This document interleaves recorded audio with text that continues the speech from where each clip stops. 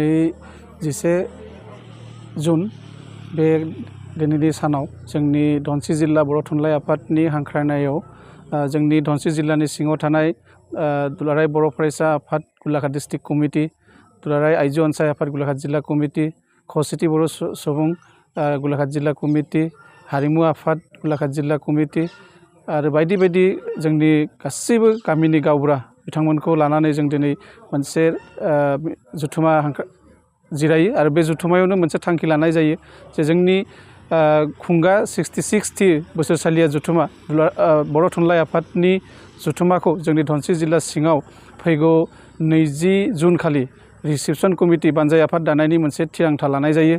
बयनिबो मदद हेफाजाबनि गेजेरजों आं खावलायनो नागिरदों 20 जुन खालि राभा दिबस खालि ओइदिनखालि जोंनि धनस्रिनि सिङाव थानाय गासैबो बर' माहारिनि एबसु आबोब आरो खौसेथि बर' सुबुं आफाद, हारिमु आफाद आरो लोगोसे धोरोमारि आफाद आरो गासैबो गावबुराफोरखौ जोङो ओइदिनखालि हांख्रायदों। नोंथांमोना लैहोर लैहोर फैनानै बाहागो लाफैनो थाखाय आं खावलायदों। लोगोसे 20 तारिख खालि बाहागो लाफैगोन जोंनि बर' थुनलाइ आफादनि आफादगिरि मानव गेदेर मुस्रि गपिनाथ बरगयारि सार आरो लोगोसे बिथांनि मावथि बिबानगिरि बिथांमोन आरो लोगोसे थागोन जोंनि सुरुपथार समस्तिनि MLA मानगोनां बिस्वजित फुकन थाफैगोन।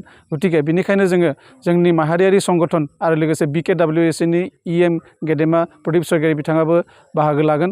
जोंनि धनस्रिनि सिङाव थानाय माहारियारि संगठनखौ फिन बयखौबो आङो खर' गंग्लाय खावलायदों नोंथांमोना लैहोर लैहोर फैनानै जाहाथे रिसेपसन कमिटि दानाय बेयाव जाहाथे बयबो बाहागो लाफैयो बिनि थाखाय आङो नोंथांमोनखौ हांख्रायनाय जाबाय। गोजोन्थों।